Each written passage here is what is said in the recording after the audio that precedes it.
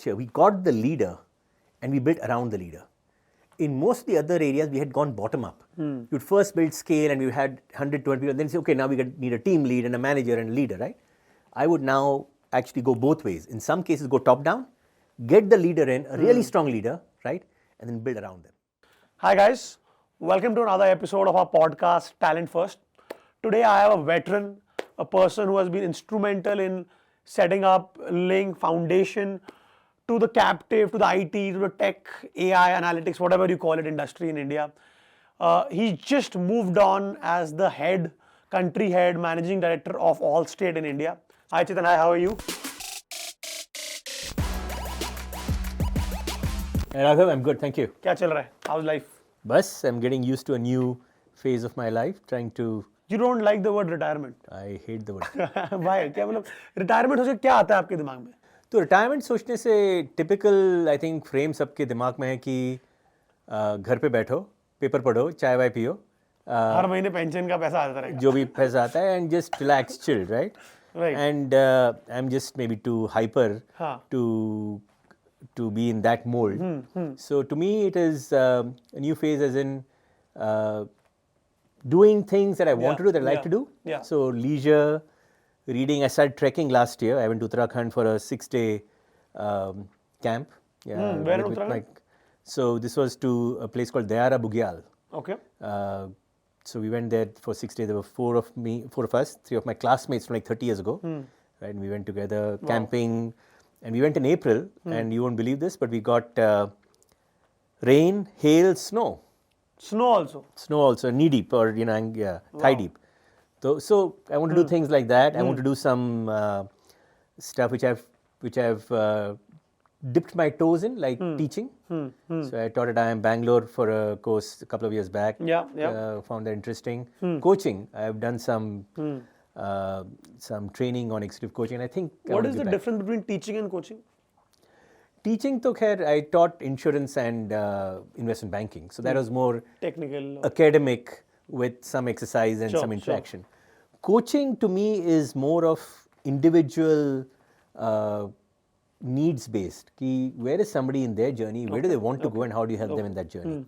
So yeah, I want to do all these things, which I did not have enough time while I had a full-time job. So I'm exploring. I want to do some consulting. I want to do some moonlighting. Moonlighting. No, I was reading this very interesting article, and उसमें ये लिखा था कि पहले जो average life span था, that was about 74-75 years, and the way medicine is progressing, it will eventually become about 90. Correct. Now, if the retirement used to happen at 57, 58, 60, the assumption was you will die in 10-14 years. But now the person will live 30-40 more years. What do they do? So what is your take on that generally? So that's exactly my view as well. The lifespans have increased, right? And also people are more healthy, right? And they have the ability to do more for a longer period. So how do we maximize it, right? And I think most people, after having a good, be it professional or other careers, they have a lot to offer. Yeah, 100%. So how do we bring this together in terms of what they want to offer or what they can offer, and how society and the professional environment can embrace it, right? So I think that's the opportunity. In fact, there are some companies which are looking at that. There's a group called Wisdom Circle. I don't know if you know of them, but they are trying to bring this together in a practical way, right? Plus, when you work for like 30 years, you keep aside a lot of your personal interests and you say, हाँ, बाद में कर लेंगे, जब time मिलेगा वगैरह, and that बाद में never happens, right? Again, now is the time that while you're healthy and stuff, you can explore all these things. No, so I think let's just try to understand your journey, because for a lot of people here, I think अगर हम आपकी पूरी journey में decipher करेंगे, there will be a lot of actionable things for all of us, right? So जितनी मेरी understanding है, आप Bombay से हो, and you had a Bollywood connection also in the beginning of your life. Can you tell us a bit about that? Sure. So actually, people ask me, where are you from in India? Right. And I ask them to guess. Right? And invariably, it kind of doesn't work. So to give you some background there, my parents are from Haryana. Okay. So there's a North Indian deep connection. I was born in Calcutta. Okay. But I lived there for only a couple of years of my life, and then my dad moved to Pune. So I grew up in Pune and then Mumbai. So that's where I did my schooling and education. Right? And now I'm in the south of the country, right? So north, east, west, south. So I've kind of traversed all over the country. So when someone asks me, where are you from? I said, I'm just from all over India. I'm right? Indian. I'm an Indian with experience all across. So that's one part of it. Right. To the question you asked about my Mumbai piece, that's where I had my formative years, schooling, college, vagera. And I used to live in South Bombay, in a place called Malabar Hill, right? And I had the benefit or the luxury, one can call it, to be exposed to some of the Bollywood stars. So Shami Kapoor, who's now passed away, used to live in our building in the ground floor. And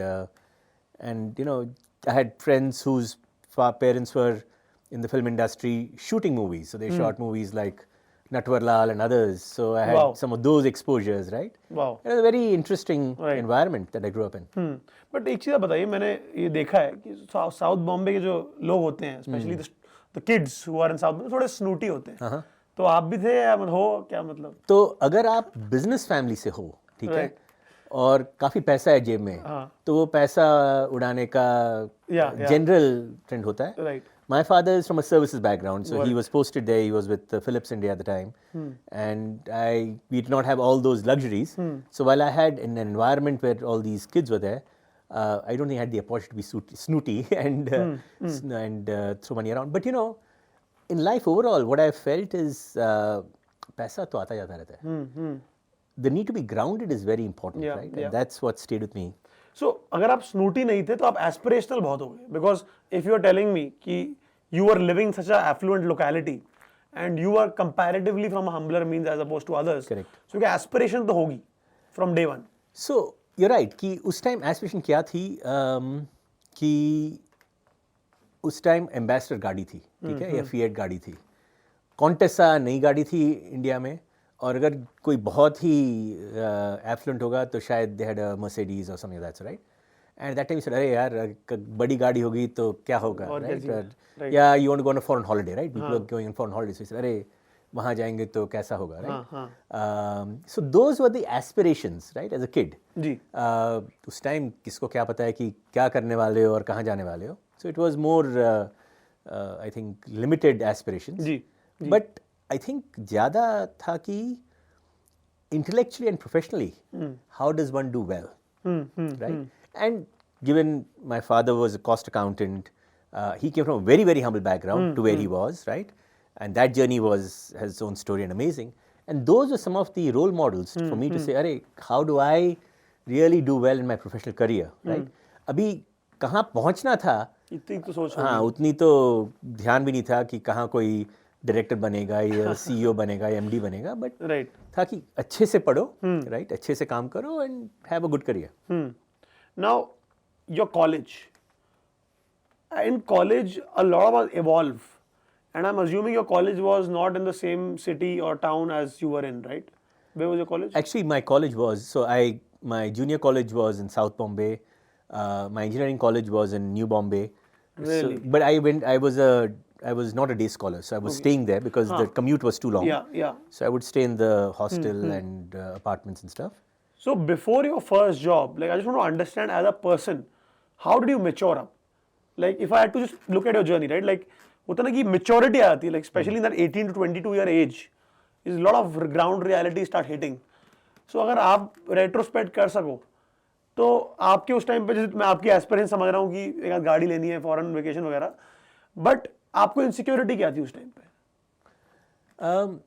insecurity तो खैर ऐसी नहीं थी, but to your point कि maturity कैसे आई, तो I tell you, हमारा जो इंजीनियरिंग कॉलेज था, we are the first batch doing com science, computer science, right, और वो नया नया खुला था. सो I started getting actively involved working with the school management in helping build the college. Okay. Right from libraries to labs to getting professors in from the more well-known colleges, getting professionals in from companies like Hixt and others to come and tell us about the real world. I would do a lot of that as part of a student who was interested in that. And those interactions helped me mature beyond your regular what you learn in school and class, right? Those I think taught me what I call life skills, right? जो हम college में तो पढ़ते नहीं हैं, school में पढ़ते नहीं हैं, right? और कहीं ना कहीं we have to pick it up. तो that's how I picked it up. तो आपकी पहली जॉब कहाँ पे थी? My first job was with a company called Patni Computers. And why don't you mention it on your LinkedIn? That was very short period there, and LinkedIn में कितना करोगे यार? Fair enough. Fair enough. So the first few roles you kind of keep aside, and then when you really did something serious. So I think in that sense, my first major job was with Deutsche Bank in Singapore. And how did this Singapore transition happen? Oh, so it was very interesting actually. Deutsche came into India to recruit 5 people, okay. to take to Singapore and help set up their technology group in what's called RHO Regional Head Office. And I was married at that time, 1990, and my wife and I got selected. Both of you? Out of 5, two were us, and there were 3 others. And you were married before that, or you were married after that? Before that. Oh. Right, and so we said, ठीक है यार, let's और go. क्या चाहिए? And उस time क्या था, अरे 2 साल जाओ, देखो कैसे है, और वापस आ जाओ. वो 2 साल, 4 साल, 5 साल, it just kind of continues. It became 9 years. We were in Singapore. कैसा आपका experience रहा 9 साल Singapore? Singapore is a fantastic place, right? Singapore is fantastic for a family life, right? It can get monotonous, it can get very boring, right? But initially when you're going in, I mean, हम गए, मेरा एक bag था, उसका एक bag था, और जेब में $200 थे बस, right? That's how you start life, right? In Singapore, and then picked up, ran. So we spent 9 years in Singapore. I moved jobs. I initially was at Deutsche Bank, then I joined another company which got taken over by Société Générale, the French bank, and I was there with them. And then I had my first child in Singapore. It was a fantastic journey. Then how did this India transition happen? Because I'm assuming कि एक थोड़ा बहुत मतलब there is a very big difference in the way people are, the way environment is, and to some extent up to India is very developed. At that time there can be like a thought, right, कि we are in a first world kind of country compared to India at that time. तो आपको India आने का क्या हुआ? मतलब आप what was the thing that triggered you to come back to India? So there's one more journey in between. Kuala Lumpur. No, in London. So I'd spent about 10 years working, right? And you were what, 32? 33? Thereabouts. Yeah. So I said, right, if I want to progress in my career and in my professional life, I need to build certain skills. Now, while I had done comp science and I was doing technology stuff, I realized I knew nothing about HR, finance, strategy, management, etc., etc. So I made a very conscious decision to say, right, I need to upskill myself. So I gave the GMAT. Acha. After 10 years working, I gave the GMAT. Okay. And then I enrolled and I did a lot of school selection. Okay. I went to INSEAD in Paris or outside of Paris. I went to the Swiss school as well, right?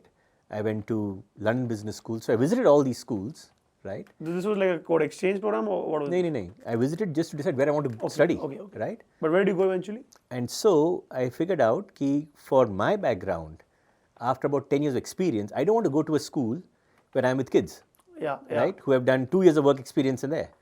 And so I nailed down the program that I wanted. It's called the Sloan program. The Sloan program is offered only by 3 universities in the world. MIT, Stanford, and London Business School. And you went to LBS.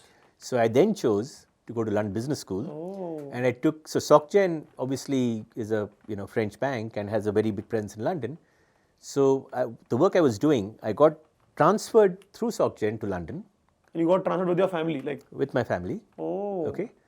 And then I took a year off to study. Wow. Right. Big decision. Yeah. So it was a major uprooting, major transformation in some ways. I kind of said, right, I want to do the course, and if I don't do it now, I don't know when I'll ever do it, right? And as I said, I chose the program based on my background. So I enrolled, I got selected. I went to London Business School and did the Sloan program. It's a 10-month program, but nearly a year. And I was on the payroll of SocGen, or I was on their payroll, right? But they gave me a pass to do it as long as I went back to them after doing the program, which is fair. Yeah. So now, when you were like in LBS, I'm sure at that time, आप जब सोचते होगे तो एक थोड़ा risk भी आपने उठाया था. It was a big risk, right? Correct. And there are times when you sort of start doubting yourself. A lot of our viewers, a lot of our listeners, they are at that stage in different stages in their careers where they are thinking of taking that risk or not. Some of them have taken and now they are doubting themselves. So ऐसा कुछ हुआ कभी आपके साथ? बहुत बार हुआ. So just imagine. I was a director in Singapore working with must be earning well at that time. Good money, right? and then to take this leap, take my family with me, go to London, start from ground zero virtually, right? While I had the company background, right, or the back support, but you're still, changing you never know things. what happens. Yeah, you don't know what the future is, right? And then a lot of people, they believe that once you do one of these courses, you'll have a significant jump. You can change and go into a McKinsey or a strategy consulting firm, right? And you can have a significant jump. The reality is very different. Right? On the ground, when you're there, and you realize that, right? Luckily for me, I had some backup plan. So I said, right, I can go back to SocGen, right, and in a different role. And they were also, I had some sponsors there that really helped. So I had less of the fears, but you're right, it is a scary situation because you're taking a break from a from a job that is settled in a country that you're settled in, to a new geography, right, with family, with a young child, etc., and starting from scratch virtually with the unknown, right? There is that. But then the flip side is, unless you get out of your comfort zone, you're still going to be doing the same thing, right? And if you do it early on in your career and you have a good academic background, you say, right, yeah, worst case kya hoga? I'll have to come back to my roots. Okay. Then what happens after LBS? So I did my Sloan program. I explored various strategy companies. I said, yeah, it's interesting, but you know what? You have to join at the entry level. I said, boss, that doesn't work for me, right? Right? They said, listen, we can't help because you don't have any consulting background, right? And stuff like that. So then the reality hits you that, boss, if you want to change track, it's not so easy. It's not so straightforward at all. So then I took back my my SocGen thing, but I moved into e-business at the time, and this was in 99, 2000. Why e-business? So 2001 was a big crash, but just before that, 2000 is when I joined them back, and I was running e-business for them, which was quite a new, interesting area. Net banking.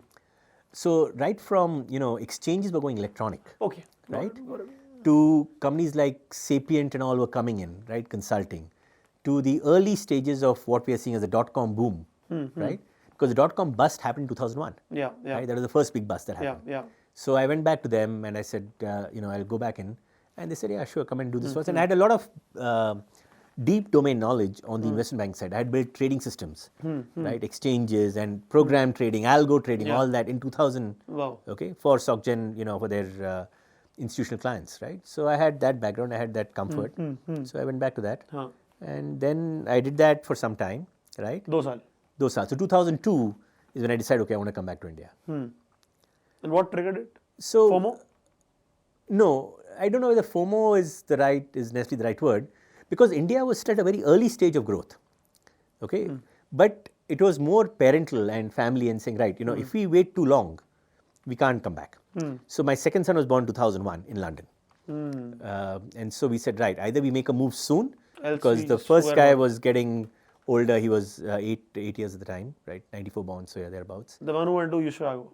No, the one who went to Chicago was born in London. Okay, got it. So the first child was born in Singapore. He was born in 94, so he was about 8 years old. The young guy was just about 1.5 years old. And he said, right, either we make the move now, or we then have just live there. And so, although I grew up in Bombay, I came back to Bangalore. Ye kyun hua? And this was because of recognizing that the IT boom aane wala hai. Technology boom is happening here, right? And this is the core of where the action is, right? Plus, I'll be honest, Bombay is very expensive. Bombay mein rehna hai ki, I mean, with the same money, I get probably an 800 square foot place to I get a 3,000 square foot place. But ek ghar mein rehne ki. Correct. So I had all the, maybe the trappings of having a comfortable life. So I said, and my brother was here in Bangalore. So that also gave us a bit of a base. He said, let's go to Bangalore and let's start there. And Bangalore, you start with TCS? So when I came back, I started with TCS for a brief period. How good or bad was that? Actually, very good. I was running capital markets for TCS. And I was working with a gentleman whose name is NG Subramaniam, who is the CEO, or he may have just retired as the CEO of TCS. Yes. And the brother of N. Chandra. Wow. Okay. So directly working with him? Yeah, he was my boss. Wow. Okay. Right. And the clients we had were amazing. We had all the top banks. And because I had been in Singapore and London, and I understand how the industry worked. How they talk. Right. The talk, the jargon, but also, had the scars, had the experiences, I could really play an active role. So I did that for a year and a half. And then the entrepreneur bug hit me. So end of 2003, I said, right, let me try to do my own thing. So I set up my own company. I started consulting for a few organizations. And I tried to to get on that bandwagon. But usually when someone at the middle of their career transitions into an entrepreneurial route, there is always something that is not fulfilling them at that stage. I'm just giving you a random thought. And now that you look back, right, like you did that for a year or so? If I'm Year and a not half, wrong. What made you start it and what made you stop it? Right. What made me start it was I actually had some really good relationships and I had an anchor client. अच्छा था आपके पास? हाँ. Northern Trust. Northern Trust, right? And I was helping them Wow. with their planning and their strategy समझ गया. to set up their GCC. And with any entrepreneurial journey, that first client is Catalyst always the tough one, right? And if you break that, Then you're then you have some, some comfort, right? I had them, and then I had two other clients who came in, much smaller ones, who said, "Hey, can you help us with it?" One was on the education side, and one was Reader's Digest, right? Okay. Who said, "Hey, we Delhi want..." Press Group. No. No, so Reader's Digest US. US. Okay. They wanted to set up in India, and they're saying, "How do we do it?" And there was more consulting based. Then they eventually formed a JV, if I'm not wrong. Yeah. Yeah. And then there was this other training institution called Aperian Global, who wanted to help with their strategy. They had customers in India, Okay. right, through the US connections, but they had no presence in India. And they said, right, how can you help us They with want the to compete with strategy? NIT or something like that. No, so they are in a very different space. They are more cultural training, Okay. and global workforce and things like Got that. it, got it. So it was in that space, right? And I said, right, I can help you. In fact, I remember at the time, one of their customers was Walmart. And they had seconded a person here, and the person needed some help when he came on just to get familiar and acclimatize. And they told me, hey, dear, can you help spend some time with them and all? So my point is, I did a few of those programs, but I had an anchor client. And then my anchor client said, hey, can you join us when we set up our own organization here? Yeah. And I said, wow, that's a good way to learn. Now, I made a decision at the time, which was also quite different. I said, right, I've done tech. I've done technology, software delivery. I don't want to do that, right? So I took on the role of the CAO, Chief Administrative Officer. So I was running HR, finance, real estate, facilities, legal, transition, and all those functions, and not doing anything in technology. And this is your company you're talking about? Northern Trust, no. For Northern Trust, when I joined them. Okay. So I'd built some good relationships. There was trust with the leaders, and I said, listen, I want to do a COO, CEO type role for the India organization. But tell me about this entrepreneurial stint that you had, right? If you would go back in time, what would you do differently I would... for that particular journey? Yeah. So what I realized at that time is I couldn't scale it. I was a one-man person doing these various things. If I did it again, I would probably think of... Building the right team. Yeah, building a structure, an organization, or the right processes to be able to scale it to help many more companies in that journey. Because 2002, 2003 was a very early stage, right? And if one got in, it could have been a fantastic journey on that side of it. Yeah, right? yeah. But yeah, I kind of somewhere took the comfort of, okay, steady job. Fair enough. Right? Is maybe... Responsibilities, probably. Yeah. So now Northern Trust, you get in there. I think this is probably your proper first MNC experience in India. Because TCS was not exactly a MNC per se, or more than MNC, a foreign company in India. Let me put it in that way, right? Actually, no, because when I was with SocGen, Deutsche Bank in Singapore, I helped Deutsche set up their first center in India in 93. तो आप India आते रहते थे? हाँ. Oh. So Bangalore was again the center. Deutsche Software was set up in Bangalore Right. in 93. And this is when the economy opened up, right? That is the... Yeah, economy opened up, but Deutsche was a first mover, or in many ways an early mover, not first. So they wanted to set up their center in India. I was running a product called DB Direct at the time, based in Singapore, and I set up teams here. And that was my first experience, and I spent about 3 months plus just on the ground in a service apartment and helping build the team and transition the stuff. So that was the first one. And then the second one was Northern Trust, which was much more... So SunGuard के अंदर how did this happen, right? Because मैं एक चीज realize कर रहा था उस time तक आप 4 साल के अभी थोड़े stints आपके चल रहे थे 3-4 साल इतना ही रहा था if I'm not wrong. The SocGen was longer. I joined them in 96. No, 93. Okay, very early. And then I was with them till 99. 2000, because I did my course in 99 till 2000, 2001. In fact, 2001 end I was with them. Yeah. Right? So that was a long stint. Then TCS was brief, and TCS I realized I was, I just was Not maybe not the right fit for that environment. Yeah. And then I did my entrepreneurial stuff for a short period, and then I joined Northern for about 3.5 years. Yeah, Correct. yeah. And then I went to SunGuard. So SunGuard I joined in a very interesting space. I said, right, I've done financial services. I don't want to do financial services. Yeah, yeah. So I went to what's called public systems. So government, police, and that kind. And I was heading that unit in India. And Commonwealth Games were going to be conducted around that 2010. time. Yeah. 2010. So I said, right, how can I come in and do something which is more on the society side? And I tried that, and SunGuard actually had a very good set of offerings in that space, right? Both systems, so they had some amazing systems on police deployment, communications, telecoms, wireless, etc., etc., and beyond your regular, 3G, 4G, and things like that. So we tried that. We tried a number of things on and they also had very good systems on the schooling and education side, so K to 12. Right? I understood. Yeah. So I said, okay, I want to try that and see how that works. But I realized that is a tough, it's a tough area. Very regulated. Regulated, and I think in the environment, it's not very transparent. There's a lot of opaqueness to it, right? And it was a tough sell.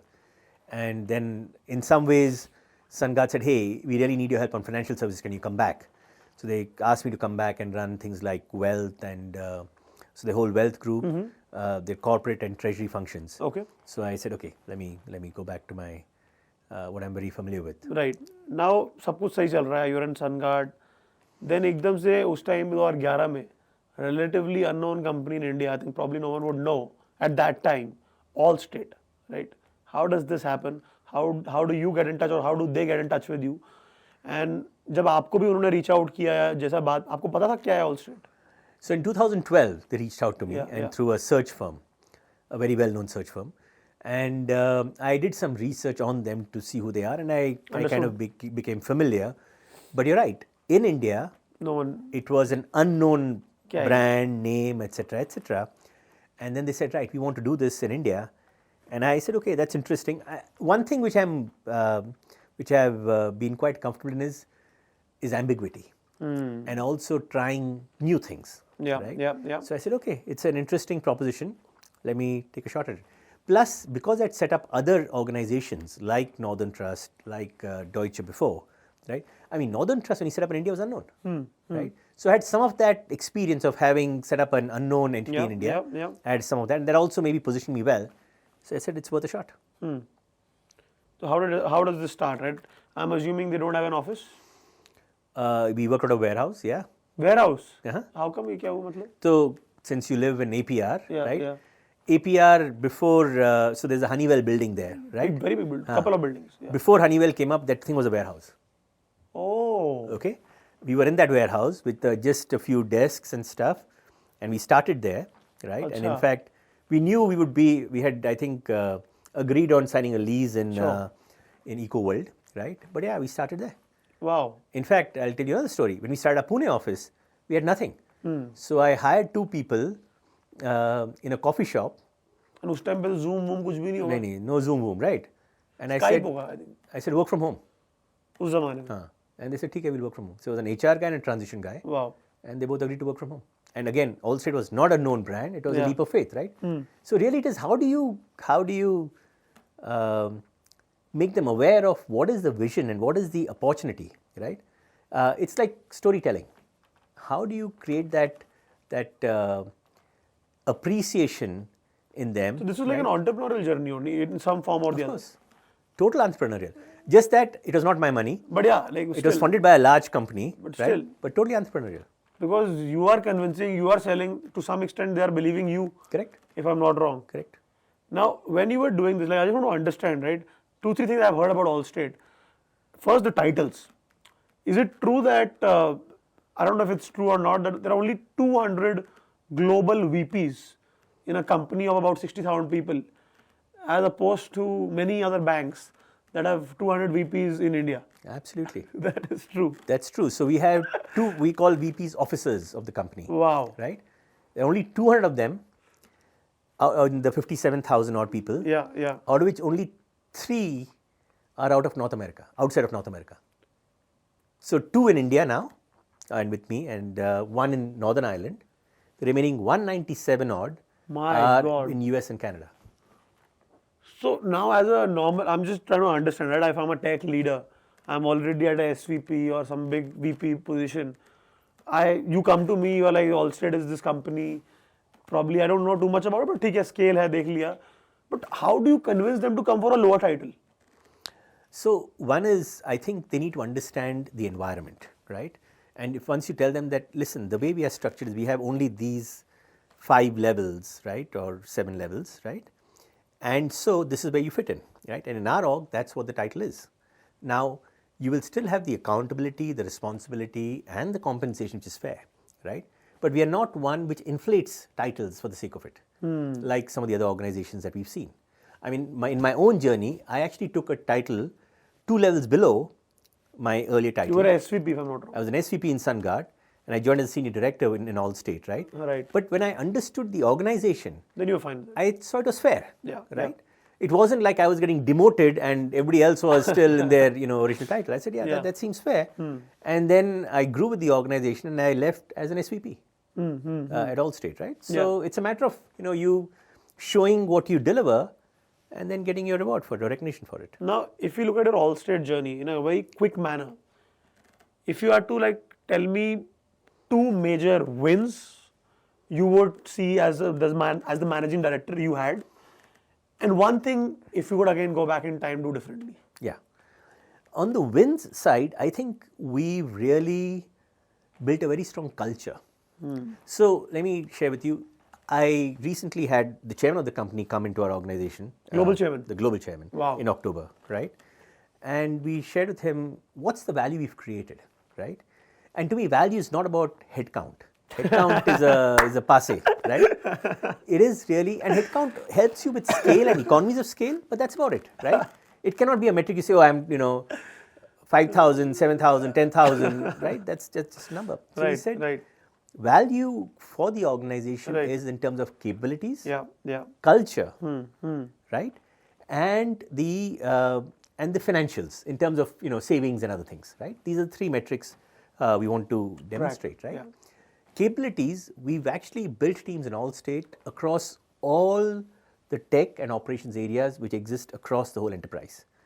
To the point that about 3 years back or 4 years back, we actually built an architecture team in India, tech architecture team in India, right, for the larger organization. Really? Yeah. And of course, it's an extension of the larger team, right? But architecture is typically the last area that people are going to, right? Most, even more mature companies don't do architecture out of India. We got a senior leader and we built an architecture team in India. Wow. We built analytics out of India fairly early on, right? So capabilities across all the areas we This is not a back office, you're saying? It's beyond. We do back office also, but we do tech, we do operations, we do analytics, we do shared services. So we do a number of things that were very rich and core to the company, right? So that's one. Culture in the wins, right? We are really proud of the culture we've built. In fact, to the point we've got so many awards and accolades from the industry and otherwise, right? Great place to work multiple times, best workplace for women employees, company with the best managers. I mean, personally, I've been recognized as a top 25 GCC leader in the country in 2021. A Great Place to Work gave me an award, which is a leader in times of crisis during the COVID, middle of COVID. Right. Because the way we managed the whole COVID crisis and helped our employees and their families come up. And then the value creation, right? We have, substantial value creation for the organization. Obviously, the cost arbitrage is there, but beyond that, efficiency, savings, just reducing headcount where it's not needed, automation and stuff, right? So we have some really amazing stories that we are proud of. And what would you do differently? I would, and we started discovering this further on our journey, is that we need to invest more in leadership. Please elaborate. So in like architecture, we got the leader and we built around the leader. In most of the other areas, we had gone bottom up. You'd first build scale and we had 100, 200 people, and then say, okay, now we need a team lead and a manager and a leader, right? I would now actually go both ways. In some cases, go top down, get the leader in, a really strong leader, right? And then build around them, right? Hiring, I would be more careful in leadership hiring to make sure we do our due diligence, etc., to make sure we get the right talent, right? And I would over-invest in leadership. Most companies under-invest in leadership. They kind of do it just in time, right? I would say get your leadership in early on, invest in them, let them get an understanding of the organization and give them the space and empower them to build after that. Now, leadership is, I think, is one word that you've mentioned many times. Yes. And I have this question, I ask a lot of people this question, but I would want to flip it a bit. What would your people that report to you, if I had to ask them कि आप चेतन के बारे में describe करिए कि as a boss, what are things you like about him? As a boss, what are things you don't like about him? What would they say? Okay. Of course, I think they'll be probably the best people to answer. But what do you think? But what I've heard, you right? heard? And I think one is they see me as a grounded leader, as a friendly leader, as somebody who comes across and is in the. I actually asked someone कि I'm talking to Chetan and what do you have to say about him? And they were like they actually use this word. He's a friendly leader. So I think seconds to what you're saying. Correct. And much more employee-centric, grounded, talks to employees, is available and allows or gives time for them, right? So that's the good side of it.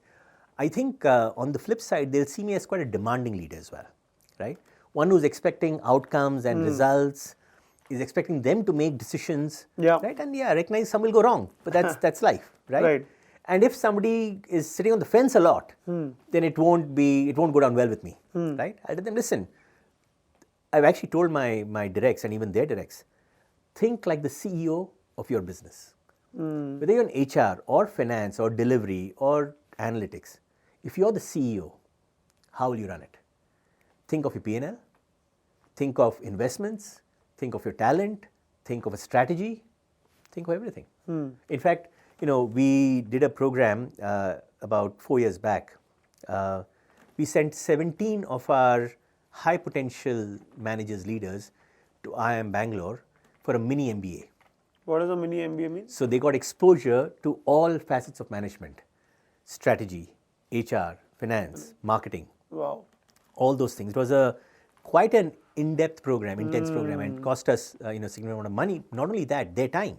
That's more costly. Correct. They spent, I think, about 26 days in class, plus they spent other time in doing projects and other things. And the intent was, how do we create leaders? How do we get them to think holistically? But most of the companies are insecure. जैसे कि मैंने सिखाया इनको, मतलब I invest in you as a talent. Right. And फिर भाग जाएगा आदमी. देखो, आप भी अगर मैं पूछूं आपसे, हाँ जी, वो होता है. मतलब अगर आपकी भी जर्नी है पूछूं, मतलब I'm just correct being a devil's advocate here. सॉकजन भी बोल सकता था कि यार हमने इन्वेस्ट किया, आप चले गए. Absolutely, right. पूछ रहा हूँ. So the way I react to that is, if I cannot offer you something that's going to keep you interested, you'll anyway go, right? Right. So it is as much on me as a leader to make sure I keep your journey as attractive and enticing. Yeah. So why would you stay? No, right? very true. So what we have learned, one is we want to make our employees employable, right? And then we have to use that employability to our benefit. Yeah, obviously. And if we can't, then God help us. No, makes a lot of sense. Now, GCCs. आपने about GCC का हो या जो भी इसको कहते हैं लोग, आजकल नए नए terms आ गए हैं, capability centers. आपने I think 3 setup किए, if I'm not wrong. That's right. GCCs के बारे में बहुत, there's a lot of chatter around GCCs, a lot of controversial opinions. Some people love it, some people hate it, some people think it's a very bloated structure, some people think this is the future. आपकी क्या take है about GCCs? So GCCs, you're right, has become some kind of an alphabet soup, right? Right. There is GCC, there is GBS, Global Business Solutions, Global Technology Center, etc., right? There are many terms used. My fundamental belief is that it is really a talent play, right? And it needs to be integrated with the parent organization. If you create a GCC as an independent organization, which has its own goals and own objectives, then that is not going to carry it in the long run, right? Because ultimately what's happening, that a talent center or GCC in India, arbitrage चल रहा है. One is cost arbitrage, but that's a given, that is happening, right? That's always going to be there. But it is doing functions for its parent organization, right? Across maybe in the insurance space, right? Around claims processing or policy administration or technology or wherever, right? And the goals have got to be very aligned. I have seen in GCC sometimes they have their own goals and they say, oh, I am better than my other talent center because I have better quality and better productivity, but you're part of the same organization. So rather than trying to compare internally with better productivity and other things, talk about value creation. How am I creating value? I think that's got to be the narrative, that how does a talent center create value in alignment with the organization's primary goals? Then it's a fantastic story, right? See, the fact that India is a very large talent play in a very cost-effective way is there, it's going to stay, right? It's going to stay for at least can't take that future. story. Correct. Let's go beyond that. Yes, there's a talent play. Yes, there's a cost arbitrage or cost benefit. How do I use the talent to maximize their potential rather than just do the average work? I think that's got to be the new narrative. Now, if I genuinely ask you at a very personal level, right? Abhi मैं आपसे बात कर रहा था before the conversation. Also, we are having an hour-long conversation. You were focusing a lot about society and the benefits. It's sort of our job in some form or the other to not just provide for our shareholders, but also for the grander stakeholders or the grander society in general. Now, I'm just asking you, this is genuinely a thought, probably for someone at your level, company like Allstate such is doing such good financially, it makes sense. But what do you really think is required for us to make this a more accessible kind of thing that more companies, more individuals can think about and do? First, tell us why are you so obsessed about building for the society? Correct. And then tell us how do we make it more accessible. Sure. So, the fact is that our employees, so we are a talent center in India, we don't have any business or revenue in India. Let me give you two scenarios. Take the US, where this is our primary market. Our shareholders are there, our employees are there, our customers are there, right? And they're all in the same environment, in the same ecosystem, right? So how do we really think of it more holistically, right? So that's in the US, and in the US, we have a foundation, also has a foundation where they do some very, very, very good work. Interesting. They are looking at youth education, right? They're looking at ensuring and women empowerment and women support, and then they're also looking at diversity and the whole IDE program and a number of things. They do phenomenal stuff. In India, we are not a market. India is not a market for us. We don't sell in India, right? So we don't have customers in India. Okay. But we have employees, and employees come from the same society, right? We have operations people, we have technology people, and so on. And so we are saying, right, how do we take from that society this talent? How do we also give back to society in a practical way? Now, the government has in some ways forced it or helped it, you can call it whichever, so the CSR funding, right? So, क्या होता है CSR? What is it? 0.5% of profit, something like that? So 2% of your profits over the last 3 years have to be put into a fund or into a corpus, and then you use that to do CSR activities that gets audited, etc., right? And so we took 3 themes as an organization. We said, right, we want to look at education because that's a fundamental area. We want to look at women empowerment because women, we feel, need that support. And we want to look at environment and sustainability and that aspect of it. Okay. Now, we also realize that whatever we do, we are going to be a drop in the ocean because world poverty and world hunger are big problems.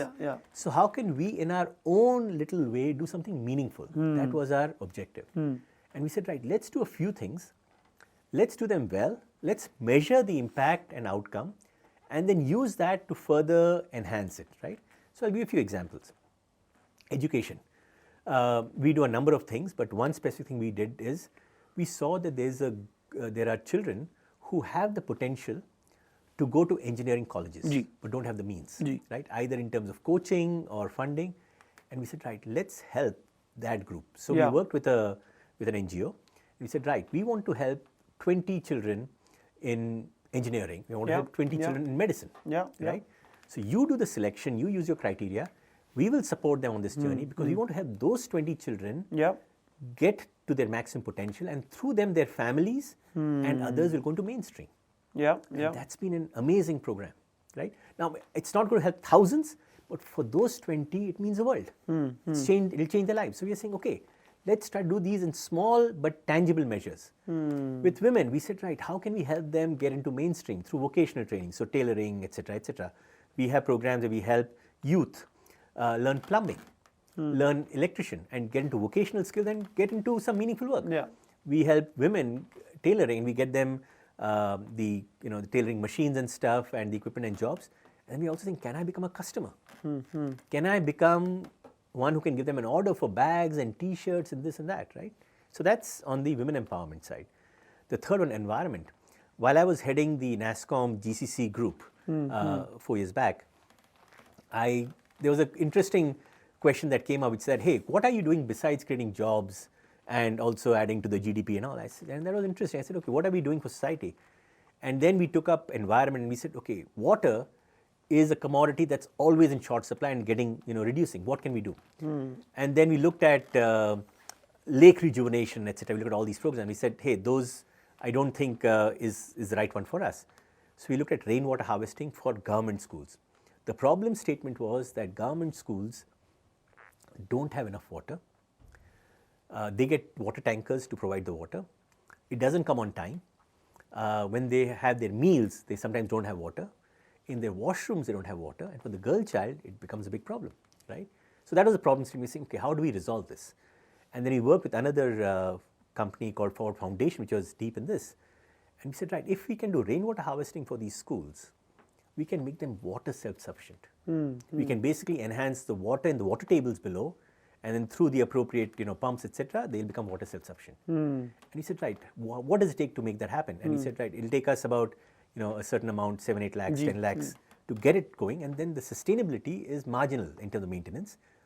And in fact, not just the school, but the community around it will become water self-sufficient. So I was the head of the GC group at the time, and I took on this initiative. I got a lot of my other peer group companies to join, right? And we said, okay, let's start somewhere, right? So we helped about 10 schools, and then the following year became 20 schools. Wow. 2 years back, we had basically saved 27 million liters of water, which would have otherwise gone into sewage, to go back to the water tables, make these schools and their communities self-sufficient, and educate the children on the need to think of how do you save water in your houses wherever you are.